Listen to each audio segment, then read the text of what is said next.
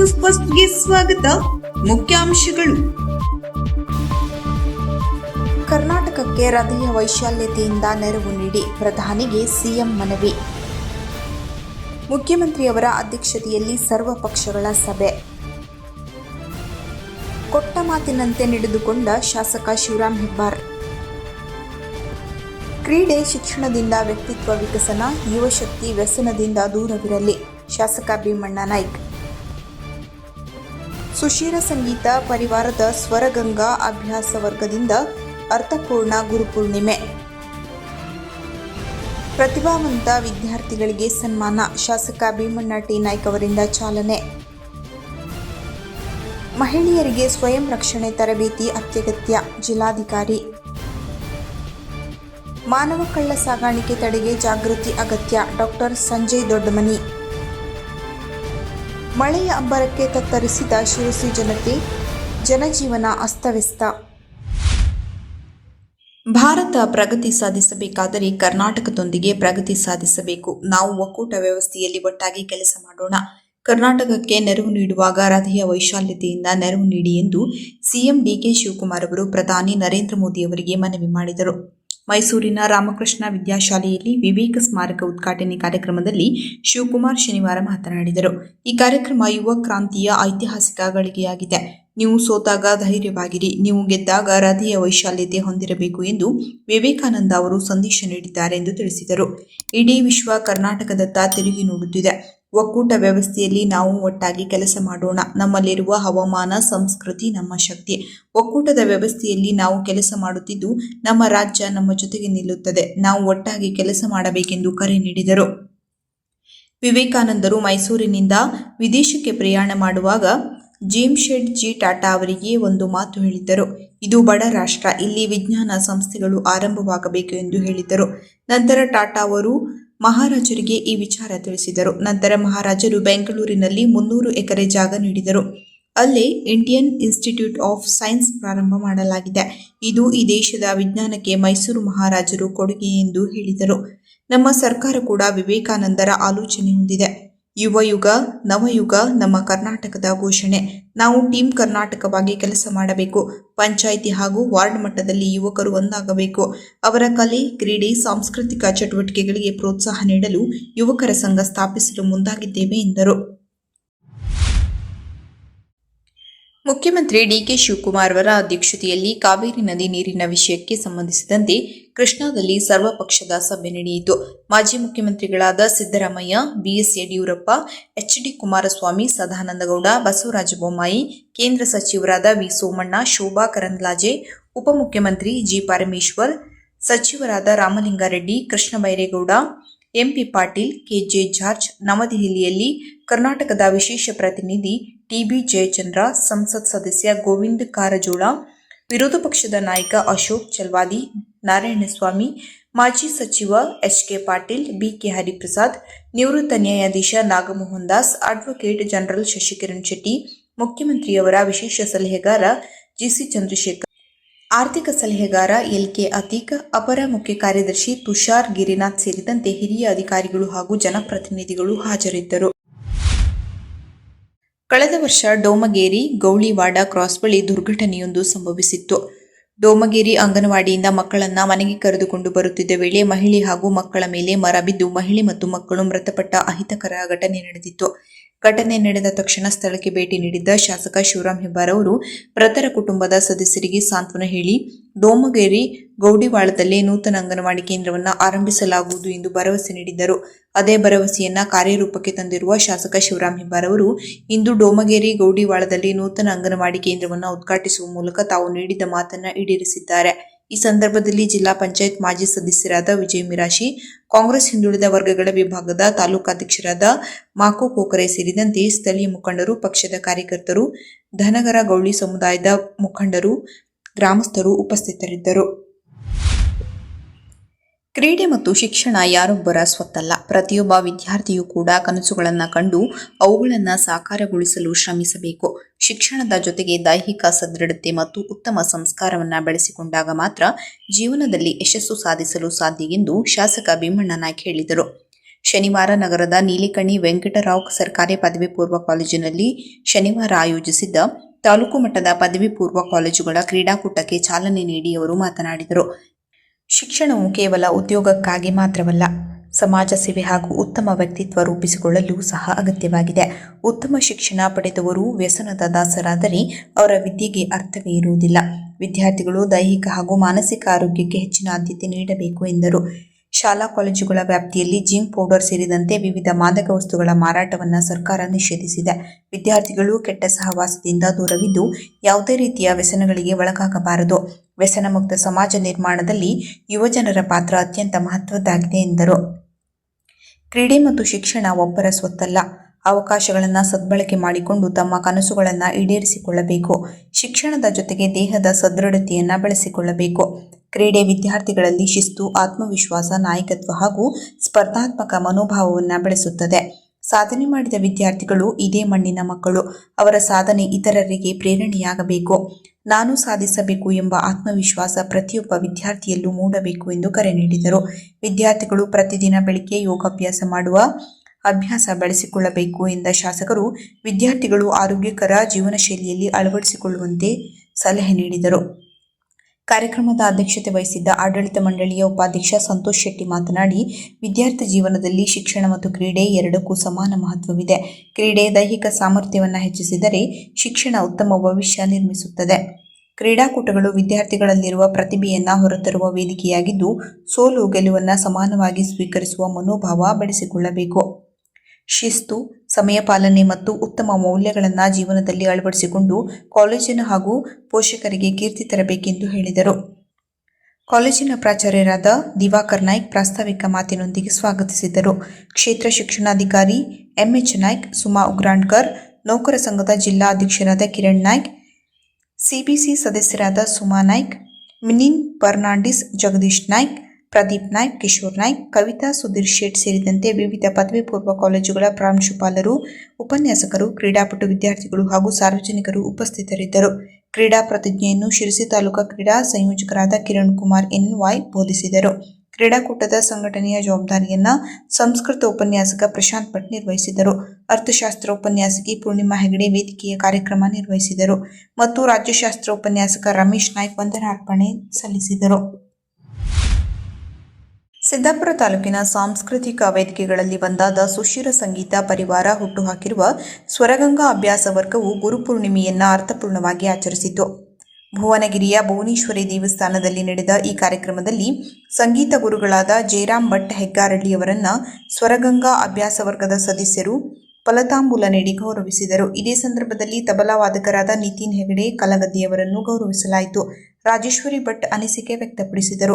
ನಂತರ ನಡೆದ ಭಕ್ತಿ ಸಂಗೀತ ಕಾರ್ಯಕ್ರಮದಲ್ಲಿ ಮುತ್ತಿಗೆಯ ನಾಗವೇಣಿ ಭಟ್, ಶೋಭಾ ಭಟ್, ಭಾರತಿ ಭಟ್, ರಾಜೇಶ್ವರಿ ಭಟ್ ಡೊಂಬೇಕೈ, ವಿನುತಾ ಹೆಗಡೆ ಅಸವಳ್ಳಿ, ಲಲಿತಾ ಹೆಗಡೆ ಕಾಶಿಗದ್ದೆ, ಪ್ರಿಯಾಂಕಾ ಹೆಗಡೆ ಕಂಬ್ರಿಗದ್ದೆ ಭಕ್ತಿಪರ ಸಂಗೀತ ಪ್ರಸ್ತುತಪಡಿಸಿದರು. ಸಮೂಹಗಾನವಾಗಿ ಮೂಡಿಬಂದ ಗಣಪತಿ ಕೃಷ್ಣ ರಾಮದೇವಿಯ ಮೇಲೆ ರಚಿಸಲಾದ ಹಾಡುಗಳು ಸುಮಧುರವಾಗಿ ಮೂಡಿಬಂದವು. ಜಯರಾಮ ಭಟ್ಟ ಹೆಗ್ಗಾರಳ್ಳಿ ಹಾರ್ಮೋನಿಯಂನಲ್ಲಿ, ನಿತಿನ್ ಹೆಗಡೆ ಕಲಗದ್ದೆ ತಬಲಾದಲ್ಲಿ ಸಾಥ್ ನೀಡಿದರು.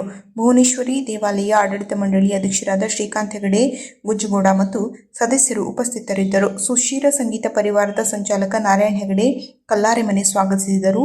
ಪ್ರಶಾಂತ್ ಹೆಗಡೆ ಕಾಶಿಗದ್ದೆ ವಂದಿಸಿದರು.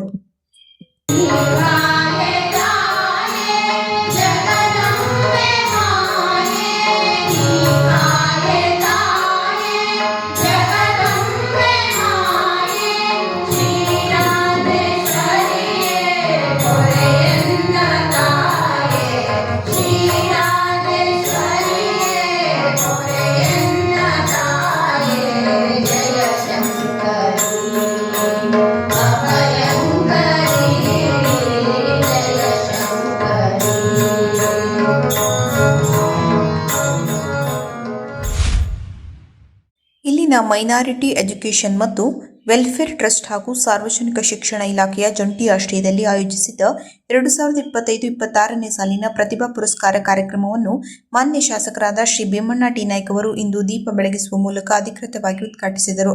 ಕಾರ್ಯಕ್ರಮವನ್ನು ಉದ್ದೇಶಿಸಿ ಮಾತನಾಡಿದ ಶಾಸಕರು, ವಿದ್ಯಾರ್ಥಿಗಳಲ್ಲಿ ಅಡಗಿರುವ ಪ್ರತಿಭೆಯನ್ನು ಗುರುತಿಸಿ ಪ್ರೋತ್ಸಾಹಿಸುವುದು ಸಮಾಜದ ಜವಾಬ್ದಾರಿಯಾಗಿದೆ.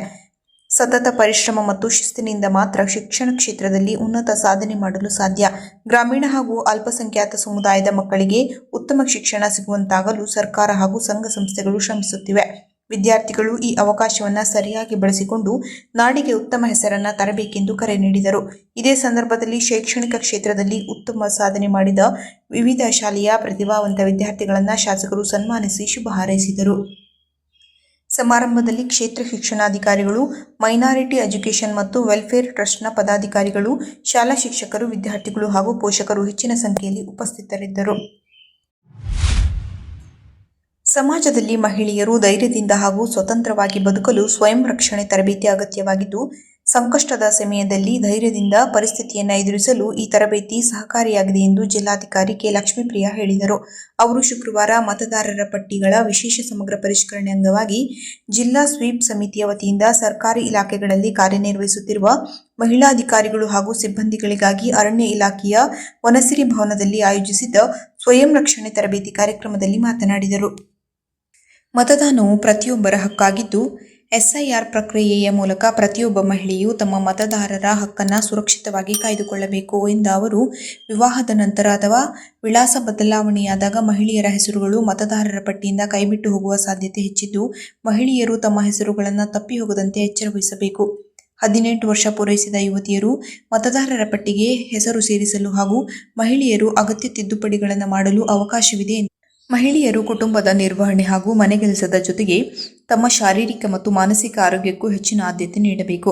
ನಿತ್ಯದ ಒತ್ತಡದ ನಡುವೆಯೂ ತಮಗಾಗಿ ಒಂದಿಷ್ಟು ಸಮಯವನ್ನು ಮೀಸಲಿಡುವುದು ಕೂಡ ಮುಖ್ಯವಾಗಿದೆ ಎಂದ ಜಿಲ್ಲಾಧಿಕಾರಿಗಳು, ಜಿಲ್ಲೆಯಲ್ಲಿ ಪ್ರತಿಯೊಬ್ಬರ ಸಹಕಾರದಿಂದ ಎಸ್ಐಆರ್ ಫಾರ್ಮ್ಗಳ ಗಣಕೀಕರಣದಲ್ಲಿ 91% ದಾಖಲಾತಿ ಪ್ರಕ್ರಿಯೆಯನ್ನು ಯಶಸ್ವಿಯಾಗಿ ಪೂರ್ಣಗೊಳಿಸಲಾಗಿದ್ದು, ಇನ್ನುಳಿದ ಹೆಸರುಗಳ ದಾಖಲೀಕರಣ ನಡೆಯುತ್ತಿದೆ ಎಂದರು.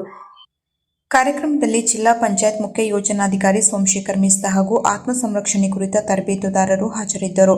ಕಾರ್ಯಕ್ರಮದಲ್ಲಿ ಭಾಗವಹಿಸಿದ್ದ ವಿವಿಧ ಇಲಾಖೆಗಳ ಮಹಿಳಾ ಅಧಿಕಾರಿಗಳು ಮತ್ತು ಸಿಬ್ಬಂದಿಗಳು ಸಕ್ರಿಯವಾಗಿ ಪಾಲ್ಗೊಂಡು ಆತ್ಮರಕ್ಷಣೆ ತರಬೇತಿಯ ಪ್ರಯೋಜನ ಪಡೆದುಕೊಂಡರು. ಮಾನವ ಕಳ್ಳ ಸಾಗಾಣಿಕೆಯು ಮಾನವ ಹಕ್ಕುಗಳ ಗಂಭೀರ ಉಲ್ಲಂಘನೆಯಾಗಿದ್ದು, ಮಕ್ಕಳು, ಮಹಿಳೆಯರು, ಬಡವರು, ಸಾಲದ ಸಂಕಷ್ಟದಲ್ಲಿರುವವರು ಹಾಗೂ ಶಿಕ್ಷಣದಿಂದ ವಂಚಿತರಾದವರು ಈ ಪಿಡುಗಿಗೆ ಹೆಚ್ಚು ಬಲಿಯಾಗುತ್ತಿದ್ದು, ಇದನ್ನು ತಡೆಗಟ್ಟಲು ಸಮಾಜದಲ್ಲಿ ಜಾಗೃತಿ ಮೂಡಿಸುವುದು ಅತ್ಯಂತ ಅಗತ್ಯವಾಗಿದೆ ಎಂದು ಜಿಲ್ಲಾ ಆರೋಗ್ಯ ಮತ್ತು ಕುಟುಂಬ ಕಲ್ಯಾಣಾಧಿಕಾರಿ ಡಾ. ಸಂಜಯ್ ದೊಡ್ಮನಿ ಹೇಳಿದರು. ಅವರು ಶುಕ್ರವಾರ ಜಿಲ್ಲಾಧಿಕಾರಿ ಕಚೇರಿ ಸಭಾಂಗಣದಲ್ಲಿ ಜಿಲ್ಲಾಡಳಿತ, ಜಿಲ್ಲಾ ಪಂಚಾಯತ್, ಜಿಲ್ಲಾ ಕಾನೂನು ಸೇವೆಗಳ ಪ್ರಾಧಿಕಾರ, ಜಿಲ್ಲಾ ಆರೋಗ್ಯ ಮತ್ತು ಕುಟುಂಬ ಕಲ್ಯಾಣ ಇಲಾಖೆ, ಪೊಲೀಸ್ ಇಲಾಖೆ, ಮಾನವ ಕಳ್ಳ ಸಾಗಾಣಿಕೆಗಳ ವಿರೋಧಿ ಘಟಕ, ಕಾರ್ಮಿಕ ಇಲಾಖೆ, ಜಿಲ್ಲಾ ಮಕ್ಕಳ ರಕ್ಷಣಾ ಘಟಕ, ಶಿಶು ಅಭಿವೃದ್ಧಿ ಯೋಜನೆ ಹಾಗೂ ಮಹಿಳಾ ಮತ್ತು ಮಕ್ಕಳ ಅಭಿವೃದ್ಧಿ ಇಲಾಖೆ ಕಾರವಾರ ವತಿಯಿಂದ ಆಯೋಜಿಸಲಾದ ಮಾನವ ಕಳ್ಳ ಸಾಗಾಣಿಕೆ ತಡೆ ದಿನಾಚರಣೆಯನ್ನು ಉದ್ಘಾಟಿಸಿ ಮಾತನಾಡಿದರು. ಉದ್ಯೋಗ, ಹಣ, ಉತ್ತಮ ಜೀವನದ ಭರವಸೆ ನೀಡುವುದು ಮುಂತಾದ ಇತರೆ ಆಮಿಷಗಳನ್ನು ಒಡ್ಡಿ ಮೋಸಗೊಳಿಸಿ ಮಾನವ ಕಳ್ಳ ಸಾಗಾಣಿಕೆ ಮಾಡಿ ಅವರನ್ನು ಬಾಲ್ಯ ವಿವಾಹ, ಬಲವಂತದ ದುಡಿಮೆ, ಲೈಂಗಿಕ ಶೋಷಣೆ ಹಾಗೂ ಇತರೆ ಅಕ್ರಮ ಚಟುವಟಿಕೆಗಳಿಗೆ ಬಳಸಿಕೊಳ್ಳಲಾಗುತ್ತದೆ. ಆದ್ದರಿಂದ ಇಂತಹ ಪ್ರಕರಣಗಳನ್ನು ಕೇವಲ ಅಪರಾಧದ ದೃಷ್ಟಿಯಿಂದ ಮಾತ್ರವಲ್ಲ, ಸಂತ್ರಸ್ತರ ಹಿನ್ನೆಲೆಯನ್ನು ಅರ್ಥ ಮಾಡಿಕೊಂಡು ಅವರಿಗೆ ರಕ್ಷಣೆ, ಆರೈಕೆ, ಪುನರ್ವಸತಿ ಮತ್ತು ಅಗತ್ಯ ಸಹಾಯವನ್ನು ಕಲ್ಪಿಸಬೇಕು ಎಂದರು. ಅನುಮಾನಾಸ್ಪದ ಘಟನೆಗಳು, ಉದ್ಯೋಗದ ಹೆಸರಿನಲ್ಲಿ ಬರುವ ಮೋಸದ ಆಮಿಷ ಅಥವಾ ಮಕ್ಕಳ ಹಾಗೂ ಮಹಿಳೆಯರ ಸುರಕ್ಷತೆಗೆ ಸಂಬಂಧಿಸಿದ ಯಾವುದೇ ವಿಷಯ ಕಂಡುಬಂದರೆ ತಕ್ಷಣ ಸಂಬಂಧಿಸಿದ ಇಲಾಖೆಗೆ ಮಾಹಿತಿ ನೀಡಬೇಕು. ಆರೋಗ್ಯ ಇಲಾಖೆ, ಪೊಲೀಸ್ ಇಲಾಖೆ, ಮಹಿಳಾ ಮತ್ತು ಮಕ್ಕಳ ಅಭಿವೃದ್ಧಿ ಇಲಾಖೆ ಹಾಗೂ ಇತರ ಇಲಾಖೆಗಳು ಸಮನ್ವಯದಿಂದ ಕಾರ್ಯನಿರ್ವಹಿಸಿ ಸಂತ್ರಸ್ತರಿಗೆ ಅಗತ್ಯ ಸೇವೆಗಳನ್ನು ಒದಗಿಸಲಾಗುವುದು. ಗರ್ಭಿಣಿಯರು, ಮಕ್ಕಳು ಹಾಗೂ ಮಹಿಳೆಯರ ರಕ್ಷಣೆಗೆ ಎಲ್ಲಾ ಇಲಾಖೆಗಳ ಸಹಕಾರ ಅಗತ್ಯವಾಗಿದೆ ಎಂದರು. ಕಳೆದ ಒಂದು ವಾರದಿಂದ ಶಿರಸಿ ತಾಲೂಕು ಸೇರಿದಂತೆ ತಾಲೂಕಿನ ಸುತ್ತಮುತ್ತಲಿನ ಪ್ರದೇಶಗಳಲ್ಲಿ ನಿರಂತರವಾಗಿ ರಾತ್ರಿ ಹಗಲು ಮಳೆಯಾಗುತ್ತಿದ್ದು, ನಂತರ ತಗ್ಗು ಪ್ರದೇಶಗಳಿಗೆ ನೀರು ನುಗ್ಗಿ ಪ್ರವಾಹದ ಭೀತಿ ಎದುರಾಗಿ ಜನರ ಜೀವನ ಅಸ್ತವ್ಯಸ್ತವಾಗಿದೆ. ಶಿರಸಿ ನಗರ ಇತ್ತೀಚಿನ ದಿನಗಳಲ್ಲಿ ಅತ್ಯಂತ ವೇಗವಾಗಿ ಬೆಳೆಯುತ್ತಿದೆ ಮತ್ತು ಅನೇಕ ಲೇಔಟ್ಗಳು ತಲೆ ಎತ್ತಿ ನಿಂತಿವೆ ಮತ್ತು ನಿರ್ಮಾಣ ಹಂತದ ಲೇಔಟ್ಗಳಲ್ಲಿ ನೀರು ತುಂಬುವುದು ಸರ್ವೇ ಸಾಮಾನ್ಯವಾಗಿರುತ್ತದೆ. ಆದುದರಿಂದ ತಗ್ಗು ಪ್ರದೇಶದಲ್ಲಿ ಲೇಔಟ್ ನಿರ್ಮಿಸುವವರಿಗೆ ನಗರಸಭೆ ಮತ್ತು ನಗರ ಯೋಜನಾ ಪ್ರಾಧಿಕಾರ ಸ್ಥಳ ಪರಿಶೀಲಿಸಿ ಪರವಾನಗಿ ನೀಡಬೇಕೆಂದು ಸ್ಥಳೀಯರ ಆರೋಪವಾಗಿದೆ. ನಗರದಲ್ಲಿ ರಾತ್ರಿ ಹಗಲು ಸುರಿದ ಮಹಾಮಳೆಗೆ ಶಿರಸಿ ಜನತೆ ಅಕ್ಷರಶಃ ತತ್ತರಿಸಿ ಹೋಗಿದ್ದಾರೆ. ನಗರದ ಪ್ರಸಿದ್ಧ ಕೋಟೆ ಕೆರೆ ತುಂಬಿ ರಸ್ತೆ ಮೇಲೆ ಹರಿದಿದೆ. ಅದರಂತೆ ಅಯ್ಯಪ್ಪನಗರದ ಚೌಡೇಶ್ವರಿ ಕಾಲೋನಿ, ಶ್ರೀಧರನಗರ, ಸಮೃದ್ಧಿನಗರ ಸೇರಿದಂತೆ ಇನ್ನೂ ಅನೇಕ ಪ್ರಮುಖ ನಗರಗಳಲ್ಲಿ ಈ ಮಳೆ ನೀರಿನಿಂದ ಅನಾಹುತಗಳು ಸೃಷ್ಟಿಯಾಗಿವೆ.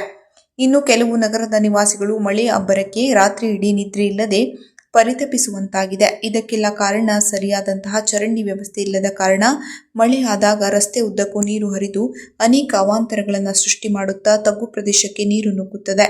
ಜನವಸತಿ ಪ್ರದೇಶ ಹಾಗೂ ನಿಲ್ಲಿಸಿದ ವಾಹನಗಳು ಮತ್ತು ಕೆಲವೊಂದಿಷ್ಟು ಎಲೆಕ್ಟ್ರಾನಿಕ್ಸ್ ಉಪಕರಣಗಳು ಲಕ್ಷಾಂತರ ರೂಪಾಯಿ ಹಾನಿ ಸಂಭವಿಸಿದೆ ಎನ್ನಲಾಗಿದೆ. ಇನ್ನಾದರೂ ನಗರಸಭೆಯವರು ಮತ್ತು ನಮ್ಮನ್ನಾಳುವ ಜನಪ್ರತಿನಿಧಿಗಳು ಇತ್ತ ಕಡೆ ಗಮನ ಹರಿಸಿ ಶಾಶ್ವತ ಪರಿಹಾರ ಕಲ್ಪಿಸುವುದಕ್ಕಾಗಿ ಇಲ್ಲಿನ ನಿವಾಸಿಗಳು ಆಗ್ರಹಿಸಿದ್ದಾರೆ.